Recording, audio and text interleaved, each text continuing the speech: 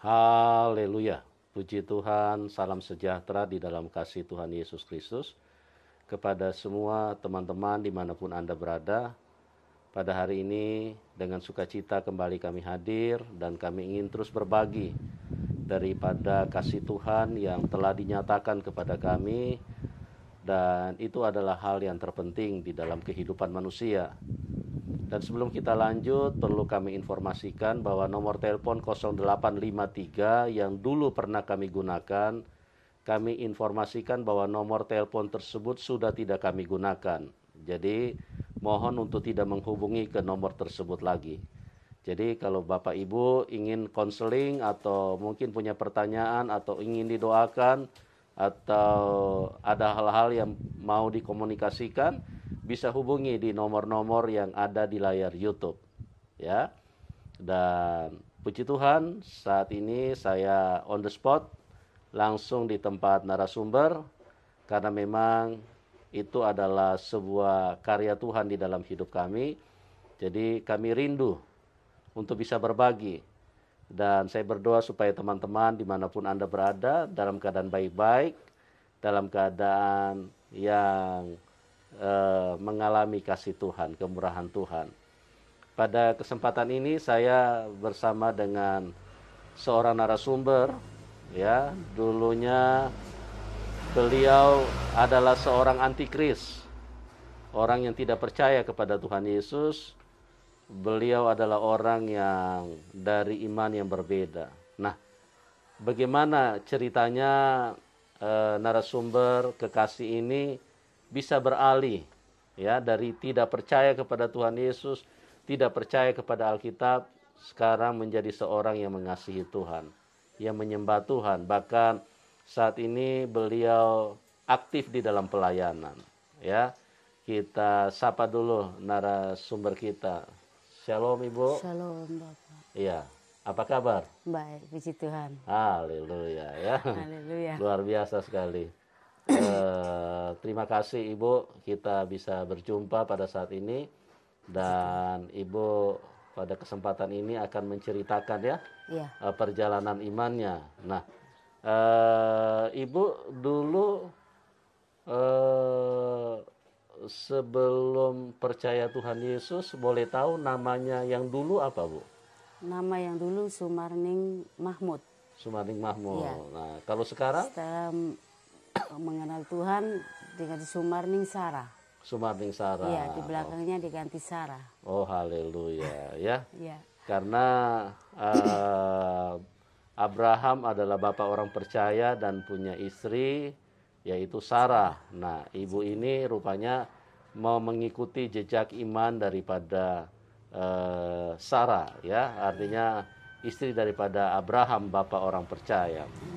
Nah, Ibu dulu sebelum kenal Tuhan itu, Ibu punya kegiatan itu seperti apa dulu di agama yang lama? Iya, kalau sholat memang kita kalau di kampung saya ini rutin, tidak pernah tinggalkan 5 waktu. Oh, itu Iya. itu mesti Harus. Iya, Oh. harus. Kenapa? Kalau Ibu tinggalkan apa? Resikonya apa, Ibu?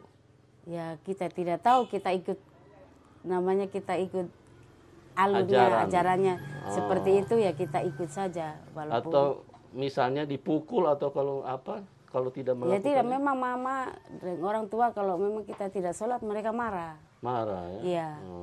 Harus sholat 5 waktu itu harus. Jadi kalau bulan puasa itu saya tidak pernah di rumah, itu di masjid selama bulan puasa itu kita di masjid. Permisi kalau kita perempuan ya ada halangan 1 minggu kita pulang. Kalau setelah itu nanti setelah lebaran kita bayar lagi. Iya. Seperti itu. Iya. Nah, kegiatan-kegiatan lain apa yang Ibu lakukan waktu masih di agama sebelumnya? Ya, Ngaji. mengaji. Ibu belajar mengaji dulu lewat apa? Lewat pesantren apa lewat? Tidak, kita punya musola itu kan ada guru mengaji. Oh, ada guru Ya, mengaji. jadi kita belajar mengaji kita pun guru di situ. Situ pokoknya setiap sore itu kita mulai pergi belajar mengaji. Seperti itu. Jadi ya. sempat tamat belajar mengajinya. belum tamat, itu baru masih berapa juz saja kita mulai mengaji itu. Mungkin baru 3 juz atau 4 juz kita waktu itu langsung pergi merantau jadi. Langsung merantau ya? Iya. Waktu itu belajar mengaji di mana, Bu? Di kampung saya. Di Lamongan. Di Lamongan. Ibu asal dari Lamongan ya? Asal dari Lamongan. Oke. Ya. Terus pengetahuan apa saja yang Ibu dapatkan waktu masih di agama yang lama, Bu? Ya pokoknya kita kalau harus melakukan itu sholat itu nanti kita bisa pahalanya banyak, seperti itu harus kita tinggalkan, jangan melakukan yang dilarang agama, jadi kita ikuti saja seperti itu. Karena kita tidak tahu, jadi kita ikut saja. Apa yang guru mengaji ajarkan kita ikuti saja, seperti itu. Ya. Cuman mengikuti saja ya? Mengikuti saja. Nah, permisi tanya, kalau Ibu baca-baca, misalnya baca kitab yang Ibu yakini dulu, Ibu paham nggak artinya itu apa? Tidak tahu, tidak paham artinya, tidak mengerti. Hanya kita mengaji tapi tidak tahu artinya, seperti itu. Bahkan pernah kalau kita waktu belajar tajwid itu, saya punya guru mengaji itu, kita belajar mengaji, kita tidak boleh lihat kita punya kitab. Saya punya guru lihat saya punya mulut. Jadi kita lihat mulut kita punya guru mengaji itu. Gerak-geriknya lidah kita harus belajar dari situ. Jadi tidak boleh lihat kitabnya. Iya. Cuma lihat mulut. Lihat mulutnya, gerak-geriknya guru mengaji punya gerak-gerik mulut kita harus ikuti seperti Jadi itu. Pokoknya ikutin saja ikuti guru. saja waktu masih belajar tajwid itu. Seperti itu. Iya. Kalau sudah mulai belajar masuk waktu itu sampai juz 3 saja mungkin sampai situ saya langsung kami merantau. Jadi selama itu juga kita tidak pernah kenal yang namanya juru selamat kita. Jangan kenal juru selamat kita, kita punya teman orang Kristen saja tidak ada di sana. Nah ini menarik ini. Saya mau tanya ini.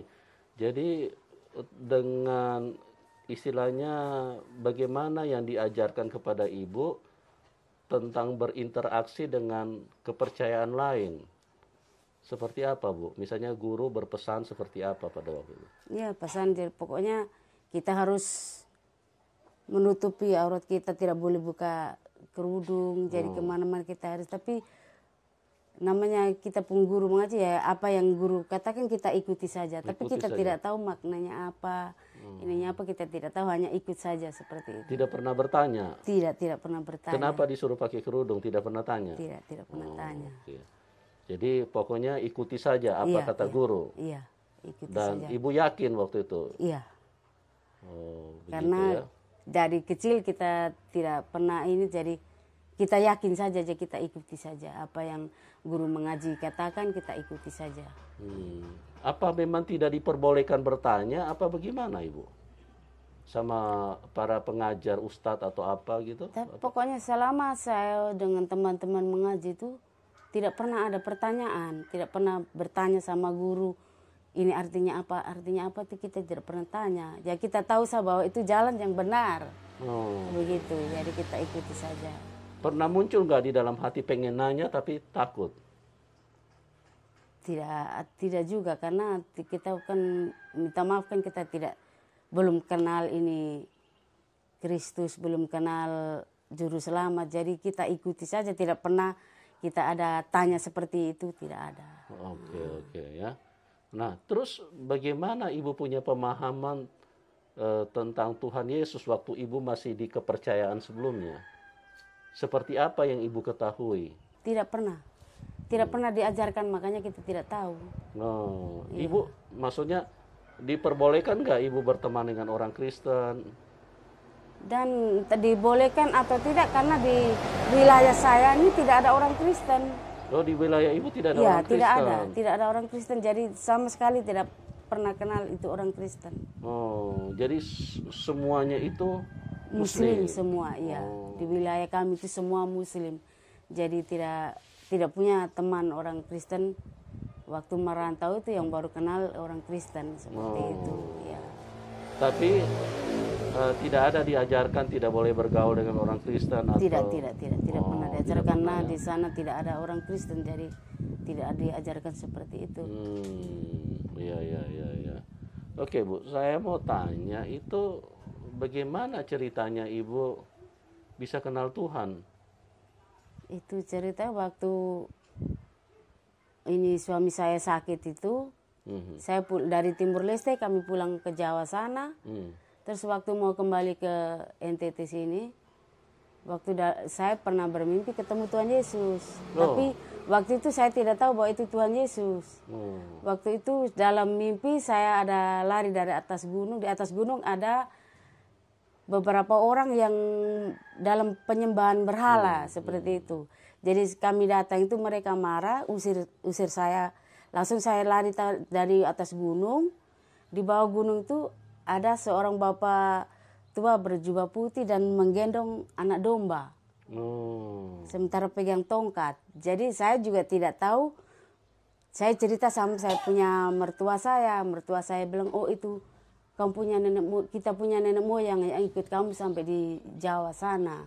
Jadi kita tidak tahu bahwa itu Tuhan Yesus. Tuhan Yesus. Ya. Seperti itu. Jadi waktu bapak sakit, pelayanan akhirnya hamba Tuhan dari Priti yang melayani kita di Priti sana, kita pergi di rumah itu, baru saya lihat itu poster. Poster Tuhan Yesus yang sedang gendong domba. Jadi saya bilang sama Bapak, itu hari saya yang mimpi ketemu itu, ini persis seperti ini. Ciri-cirinya persis seperti, tapi saya tidak lihat mukanya karena bercahaya pakai jubah putih. Jadi saya bilang, ini Bapak persis ini. Ya itu baru saya tahu bahwa itu Tuhan Yesus. Luar biasa ya. Nah, terus apa yang terjadi pada saat Ibu lihat lukisan itu? Ya waktu itu karena kita juga masih Muslim, waktu lihat lukisan itu, jadi waktu hamba Tuhan layani Bapak memang ada perubahan banyak. Jadi setelah itu ini hamba Tuhan bilang, ibu sakit, Bapak sakit begini ini, Ibu harus dibaptis. Nah kita belum tahu isi Alkitab apa, belum pernah apa, saya tidak tahu. Jadi Bapak ini yang bilang begini, Mak bagaimana kalau kita baptis? Saya bilang boleh saja, yang penting Bapak sembuh. Tapi kalau tidak sembuh kita kembali. Iya. Pada waktu itu Bapak juga masih Muslim? Iya, kita masih sama-sama Muslim. Jadi kita kalau Bapak tidak sembuh ya kita kembali. Nah ternyata setelah Bapak tidak sembuh, kita tidak kembali, malah kita lebih setia dengan Tuhan. Karena kita sudah rasakan bagaimana Tuhan mengasihi kita seperti itu. Jadi saya ingat waktu saya merantau di Balikpapan itu masih bujang. Setelah saya sekolah, memang saya hanya lulusan SD, karena orang tua tidak mampu. Kalau di kami bukan SD, ini apa? Ini madrasah. Ya, madrasah. Saya lulus dari madrasah, saya langsung merantau di Balikpapan sana. Di sana baru saya kenal anak Kristen, kayak saya punya teman. Waktu itu saya ingat saya punya teman orang Kristen itu Cina, Surabaya. Jadi sempat kita berteman. Terus saya pun teman Kristen ini ada acara di gereja. Istilahnya kita tidak tahu tuh dulu istilahnya, sekarang bilang ibadah padang. Ya waktu itu teman Kristen ini ajak saya. Saya bilang mari kita ikut saya kok, ini ada jalan-jalan, kita ada ini dari gereja. Jadi waktu itu saya sempat ngomong, tidak kamu dari gereja nanti kita ada makan-makan juga seperti itu. Saya tidak mau nanti makan-makan kamu kasih makan saya daging babi, saya sempat seperti itu. Jadi tidak ini kita tidak makan daging babi, kita makan daging ayam. Jadi waktu itu kita pergi, kita ikut. Waktu itu saya bawa teman satu juga orang Muslim juga.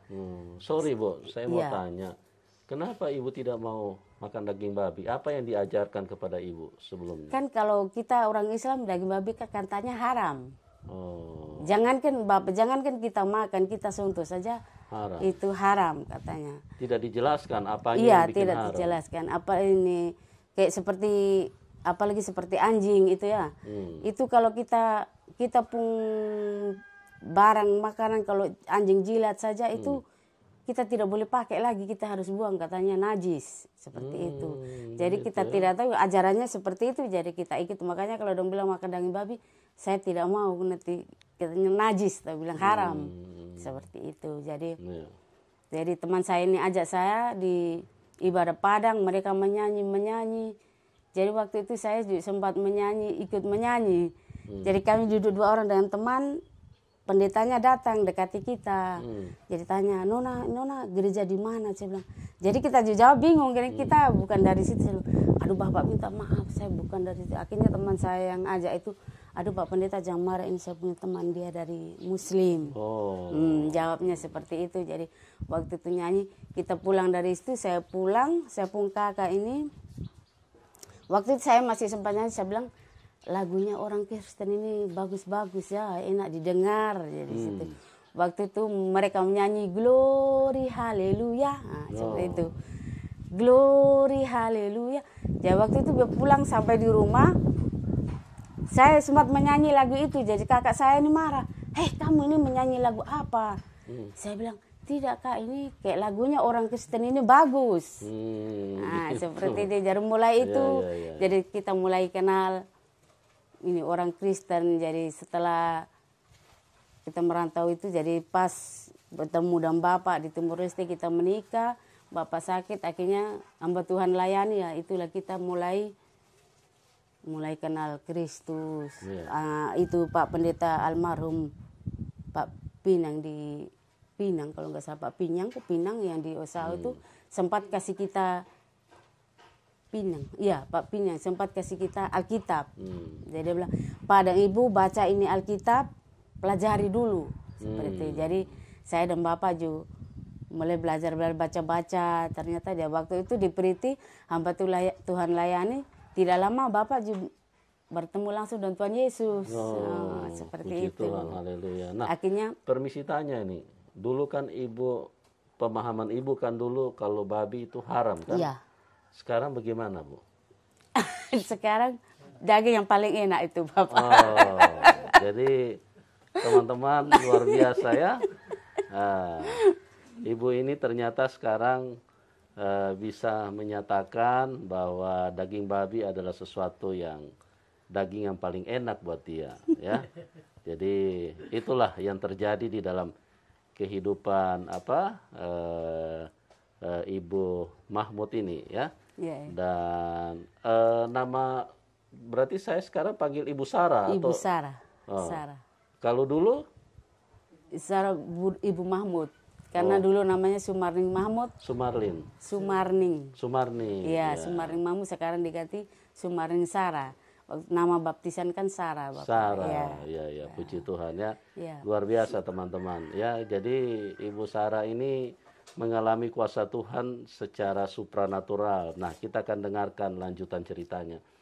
Nah, setelah itu apa yang terjadi? Bagaimana sampai Ibu bisa mengambil satu kesimpulan, saya akan percaya dan terima Tuhan Yesus sebagai Tuhan dan Juru Selamat. Bagaimana ceritanya itu? Waktu hamba Tuhan layani, kita rasakan Bapak mulai ada perubahan, sakitnya mulai ada perubahan. Bahkan waktu itu kita biasanya kalau hamba Tuhan layani itu kan kita mereka menyanyi hanya lagu ala kuasa. Ala kuasa melakukan itu.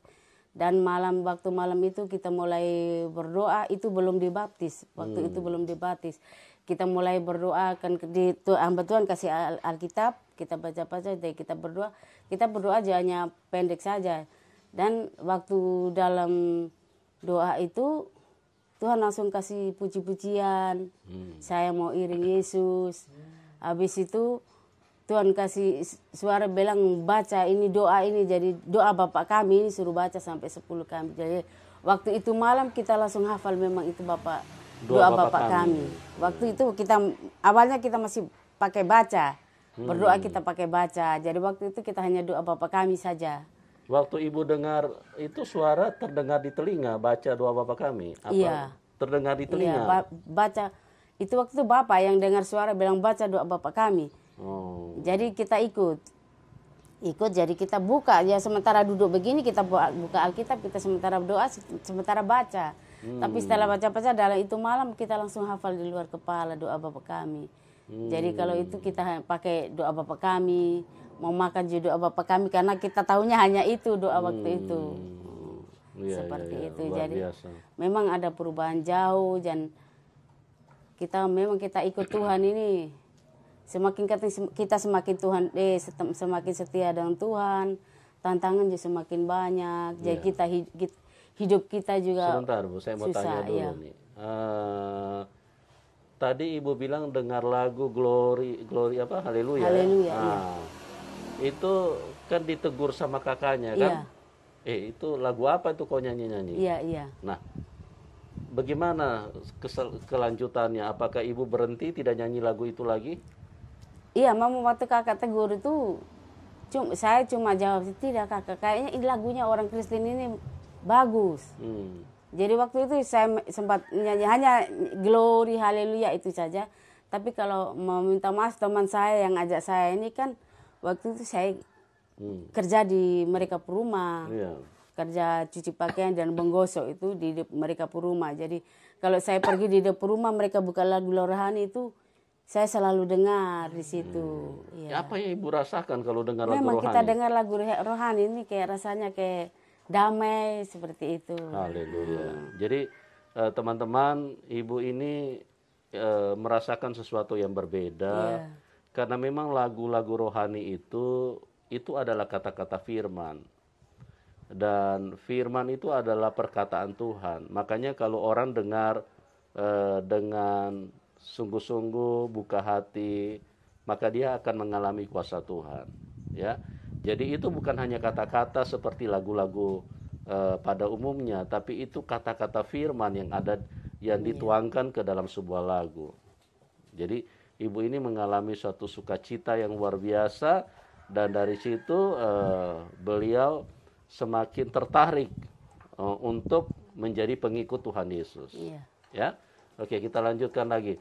Terus bagaimana Ibu? Setelah itu Ibu dengar lagu-lagu pujian kan indah, ada damai kan, ada sukacita yang Ibu rasakan kan? Karena namanya damai itu tidak bisa tidak bisa dibeli dan tidak bisa hanya orang yang mengalami baru bisa menceritakan.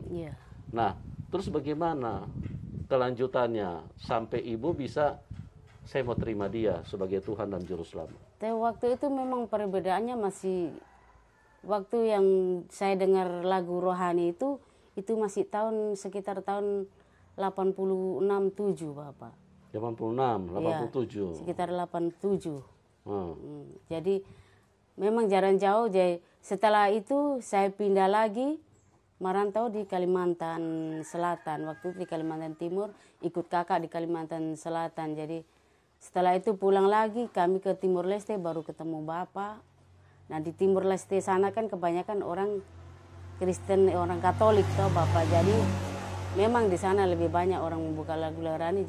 Waktu itu kita tinggalnya pas di belakang gereja. Waktu di Timur Leste, gereja karismatik ini. Oh, di Batu Gede situ di Timur Leste itu. Timur Leste, Dili, Timur. Iya, jadi waktu itu mereka hari Minggu tuh mereka ibadah, mereka memuji Tuhan kayak seperti berlompat. Jadi waktu itu Bapak pernah saksikan mereka kayak memuji Tuhan kok melompat seperti itu. Jadi kita juga tidak suka waktu itu. Jadi Bapak sempat mau bom itu gereja, mau sempat lempar itu gereja. Oh, ya. Jadi teman-teman, dulunya Ibu Sarah ini mereka suami istri dari non Kristen, dari iman yang berbeda. Makanya mereka kalau dengar lagu begitu, apalagi kalau nyanyi sukacita, nah itu roh kemarahan itu muncul. Bahkan sampai melempar gereja ya. Bahkan punya niat mau bom gereja itu. Bapak punya niat untuk membom gereja, mau racik bom, tapi karena belum tahu raciknya jadi hanya lempar saja Bapak. Karena posisinya pas di kita punya tempat kos. Ya, jadi begitulah. Kalau orang belum kenal siapa Tuhan Yesus, mereka begitu benci. Ya. Nanti kalau kasih Tuhan menyentuh mereka, baru mereka terbuka bahwa Tuhan Yesus adalah pribadi yang sangat baik, yang mengasihi semua manusia. Tidak bisa dibantah kalau dia adalah Tuhan. Buktinya, Ibu Sarah ini dan suaminya, dulu mereka membenci, bahkan mau punya niat mau bom gereja. Tuhan Yesus itu adalah Tuhan yang baik. Tuhan Yesus tidak marah-marah, terus kurang ajar kau ya. Kau mau bom tempat ibadah, ya. Tuhan Yesus tidak datang kemudian bikin putus telinganya suami daripada Ibu Sarah, tidak. Tuhan Yesus datang mengasihi dan menawarkan kasih-Nya. Itulah Tuhan yang baik. Tuhan yang baik itu mengasihi semua manusia. Dan Tuhan Yesus tidak pilih-pilih. Dia tidak lihat apapun keyakinanmu, apapun latar belakangmu. Mau dompet tebal, dompet tipis, dompet kosong, dompet robek pun, tidak punya dompet pun Tuhan sayang. Ya. Jadi itulah Tuhan yang baik. Jadi saya juga pada kesempatan ini sebagai hamba Tuhan ingin menyampaikan, kalau Anda dalam posisi kebingungan dan dalam posisi yang di persimpangan bertanya-tanya, siapa sih Tuhan yang menciptakan saya? Nah, saya mau beritahu, pelajarilah firman Tuhan, Alkitab. Karena semuanya ada tertulis di situ, bahwa Dia adalah pribadi yang baik, yang ingin mencurahkan kasih-Nya kepada semua manusia. Bahkan firman-Nya berkata Dia tidak ingin seorang pun binasa. Luar biasa kan? Firman-Nya Tuhan Yesus juga berkata, jika kamu ditampar pipi kanan, berikan pipi kirimu. Mana ada manusia yang bisa bicara seperti ini? Nabi tidak bisa bicara seperti ini. Rasul tidak bisa. Apalagi yang palsu. Nggak bisa ngomong seperti ini. Ya. Itu hanya Tuhan Yesus karena Dia mengasihi semua manusia. Dalam Matius 11 ayat 28, marilah kamu yang letih lesu dan berbeban berat, karena aku akan memberikan kelegaan. Oh, luar biasa. Ya. Ini perkataan Tuhan. Kalau hanya manusia, dia tidak mungkin bisa ngomong seperti itu. Marilah kamu yang letih lesu dan berbeban berat. Ya. Kalau manusia, kalau mengajak orang datang kepada dia, harus menguntungkan. Orang lain harus menguntungkan, baru dia ajak, baru dia mau dekatin orang tersebut. Tapi kalau Tuhan Yesus, marilah kamu yang letih, lesu, dan berbeban berat. Ini kasih, ini Tuhan. Kamu yang letih, lesu, dan berbeban berat. Orang lain mungkin tidak mau tolong. Orang lain mungkin tidak mau lihat. Kalau kita manusia, kalau lihat orang lagi susah, kita buang muka. Kita menghindar, karena manusia itu tidak mau dibebani. Tapi Tuhan Yesus tidak seperti itu. Dia mengasihi siapapun kita. Ya, oke, kita lanjutkan lagi. Nah, terus sampai tahapan mana baru ibu memutuskan saya mau ikut Tuhan Yesus? Ya, karena sudah banyak mujizat yang Tuhan dikasih pada kita. Karena saya percaya itu karena Tuhan sudah pernah, waktu saya mimpi ketemu Tuhan itu Tuhan kasih saya air. Oh, iya. Tuhan kasih air. Iya, karena waktu lari-lari itu Tuhan bilang seperti ini. Kenapa anak kamu lari-lari? Jadi saya bilang, ada orang kejar saya di atas, Bapak. Mari ikut saya kasih kamu air, kok kamu minum. Jadi waktu itu sempat dia kasih saya air, Bapak.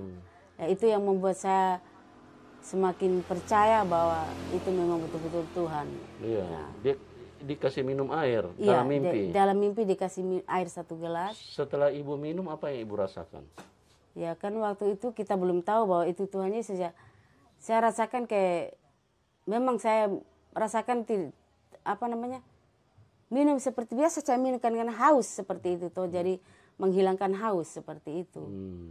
Jadi mulai kenal Tuhan, lihat itu poster, jadi saya bilang memang itu ya. Saya lihat itu persis seperti itu. Jadi mulai itu saya mulai percaya bahwa ambil keputusan sama Bapak, oh kita dibaptis seperti itu. Mulai percaya Tuhan dan kita mulai setia dengan Tuhan seperti itu. Puji Tuhan ya, luar biasa. Nah, setelah ibu terima Tuhan Yesus, percaya Tuhan Yesus, ikut Tuhan Yesus, ibu mengalami tantangan apa saja, Bu? Oh banyak, Bapak. Tantangan terlalu banyak karena tantangan dari keluarga dulu, dari keluarga. Ya, apakah dari keluarga senang ibu terima Tuhan Yesus? Keluarga memang tidak suka, Bapak. Keluarga tidak suka, baik keluarga suami saya juga seperti itu. Waktu keluarga suami saya itu, waktu kita kenal Tuhan itu, percaya Tuhan itu, sempat kalau kita ketemu di jalan tidak pernah bertegur, Bapak. Oh, tidak mau tegur. Ya. Keluarga saya juga seperti itu. Waktu saya pulang ke Jawa, jenguk mama juga seperti itu. Mama marah. Dia bilang, saya panggilkan kamu punya guru mengaji supaya kamu kembali. Seperti saya bilang, oh jangan Mama. Saya bilang, saya percaya Tuhan itu bukan orang bujuk saya. atau orang paksa saya, tidak, itu keinginan kami sendiri. Saya bilang seperti itu. Jadi akhirnya mama juga, ya sudah kalau begitu tidak ini jalan-jangan. Jadi waktu di Jawa itu pulang di Jawa lihat mama ini, kita mau pergi di sebelah rumah saya, mama harus suruh pakai jilbab.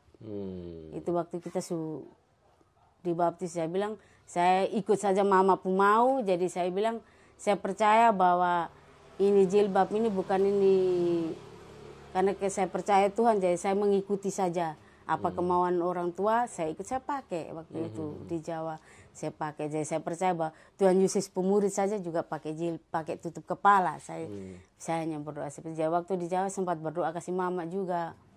Ya mama tanya, kamu orang Kristen itu berdoanya bagaimana? Saya bilang tidak mama, kita orang Kristen itu berdoa, kita hanya duduk tenang, kita angkat hati dengan Tuhan, kita berdoa. Itu saya bilang seperti itu. Jadi waktu itu mama juga sempat sakit, saya sempat doakan. Memang ada mujizat juga. Oh, sembuh. Iya. Sakit waktu itu dia pun perut sakit. Saya sepulang ke sini, mama sakit. Mama telepon, dia bilang mama ada sakit. Jadi saya bilang mama sakit, saya doakan mau ke tidak. Jadi mama bilang iya saya mau. Saya bilang iya saya doakan mama. Mama ambil air 1 gelas. Akhirnya kita doakan, saya dan bapak doa kasih mama lewat telepon. Jadi mama angkat hati, mama berdoa mau punya keyakinan, saya berdoa saya punya keyakinan. Saya seperti itu. Jadi mama terima, akhirnya saya doakan malam itu mama sudah baik. Pagi saya telepon bilang tadi malam mama sudah tidur, perut tidak sakit lagi. Jadi saya bilang puji Tuhan, itu mujizat mama. Saya bilang itulah saya punya Tuhan Yesus, saya bilang seperti itu. Haleluya. Ya. Jadi ibu ini benar-benar mengalami kuasa Tuhan, bahkan suami istri, sehingga mereka sekarang percaya kepada Tuhan Yesus, walaupun dari pihak keluarga menghendaki mereka balik kepada keyakinan yang lalu.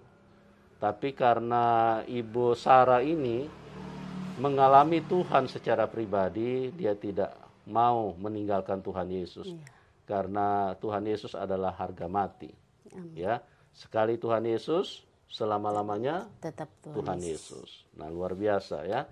Nah, dalam perjalanan iman ibu nih, saya mau tanya, kira-kira pernah nggak mengalami istilahnya beban berat sampai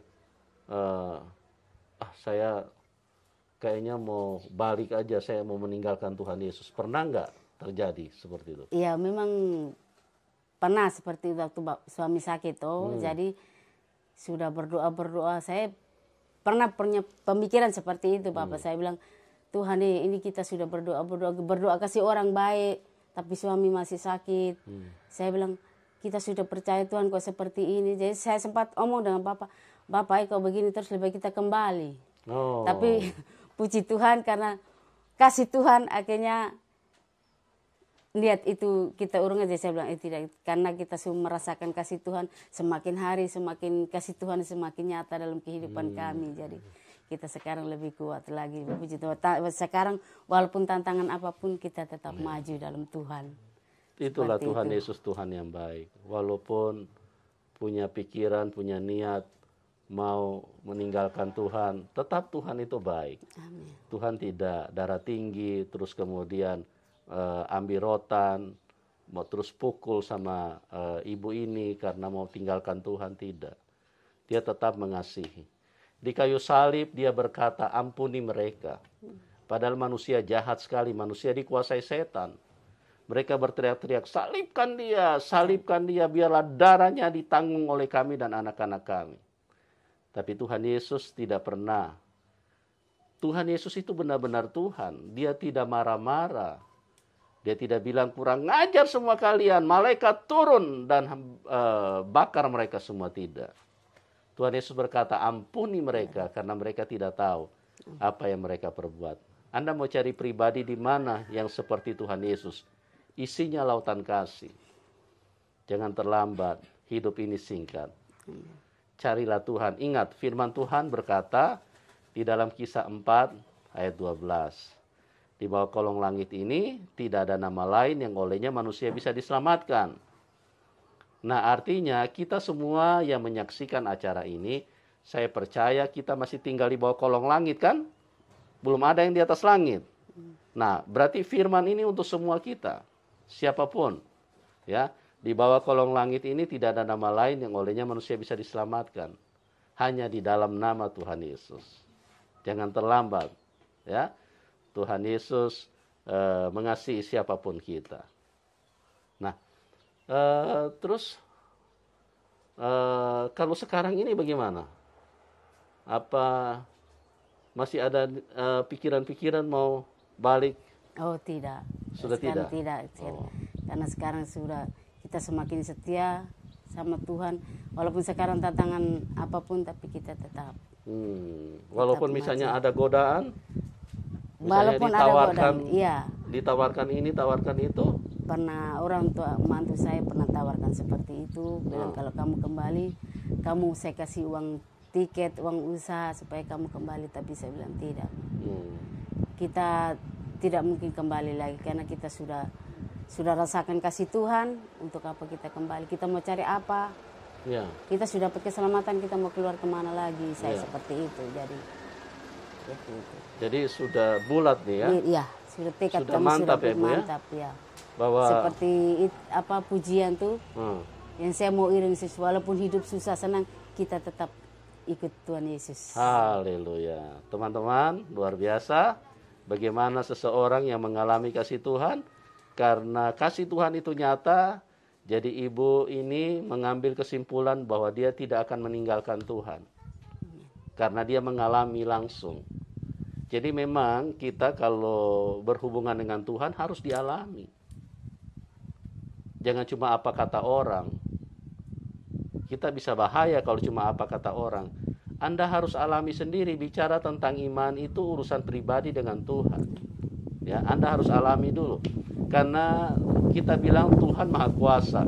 Kalau Anda tidak merasakan kuasa Tuhan, bagaimana Anda bisa berkata Tuhan Maha Kuasa? Kalau hidup manusia, kalau kita berkata Tuhan Maha Baik, Anda tidak pernah rasakan kasih Tuhan, berarti omongan itu adalah omongan yang muncul dari perkataan orang. Ya, Tuhan Yesus mengasihi setiap manusia. Dan terima kasih Ibu Sarah atas kesaksian yang luar biasa. Sama-sama. Tetap maju. Amin. Tetap setia ya. Tetap maju. Iya. Ya, selama-lamanya sampai pulang ke surga ya. Amin. Karena hanya Tuhan Yesus yang bisa bawa kita ke surga. Amin. Puji Tuhan. Ya, terima kasih juga buat semua teman-teman yang sudah bersama dengan kami. Dan bagi Bapak Ibu yang diberkati, boleh dukung Ibu Sarah ya, supaya beliau juga bisa eksis di dalam pelayanan ya. Nanti nomor rekeningnya kami taruh di layar deskripsi. Oke? Terima kasih. Tuhan Yesus memberkati dan kita akan berjumpa di program selanjutnya. Salam kemenangan buat kita semua. Amin. Dengan dan kecapi, mari kita puji Tuhan.